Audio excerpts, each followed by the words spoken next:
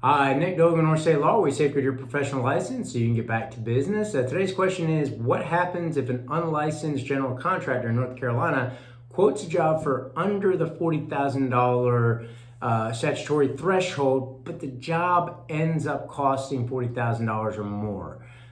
So this is obviously not a unique situation with the increase in labor costs and the increase in materials.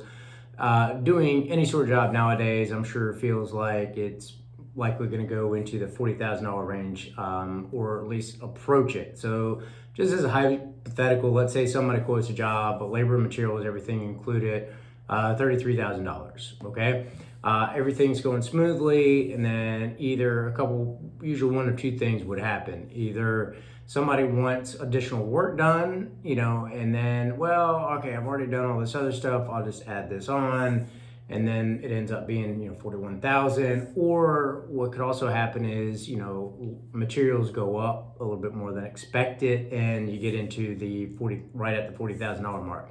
So what happens if something like that were to occur when the intention was never to be at the $40,000 or above, because you don't have the GC license in North Carolina for that? So unfortunately, North Carolina General Statute 87-1 is the statute that sets forth the $40,000 and above mandatory licensure for those type of jobs. So it doesn't provide an out for, if, hey, you already started the job, it was for this amount, and then the materials went up. There's no exception for that. There are other exceptions, but they don't really apply to not accounting for the increase in labor costs and materials, or a potential change order or something like that. I think it's pretty clear that if there's a change order and it's like an addition to the job, then obviously you've contracted at that point for something $40,000 and above anyway. So that one's pretty clear cut.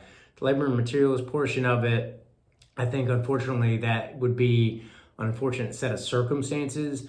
Those are things that if you are unlicensed, you got to look out for and plan for ahead, and have pretty much as much lined up as you possibly can to avoid situations like that. And I get it, it's tough when they amended the statute a couple years ago to make it $40,000 and above.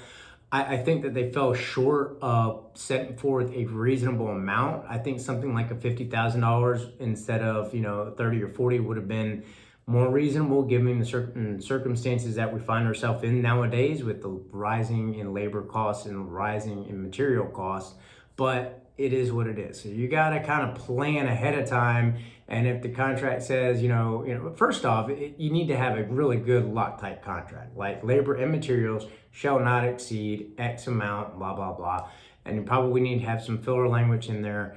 I leave that to someone that works up contracts to do that for you. But those are things that can be done in a contract. I've seen other general contractors do it. I've seen a couple contracts that are written that were pretty good. Again, not something that we really get into as far as the written general contractors agreements are concerned, but those are things that can be worked into those contracts to ensure that you're not going to be going over that $40,000 and above mark. So if you got any questions, please reach out to my office. Just as a reminder, we do help with acquiring general contractors licenses.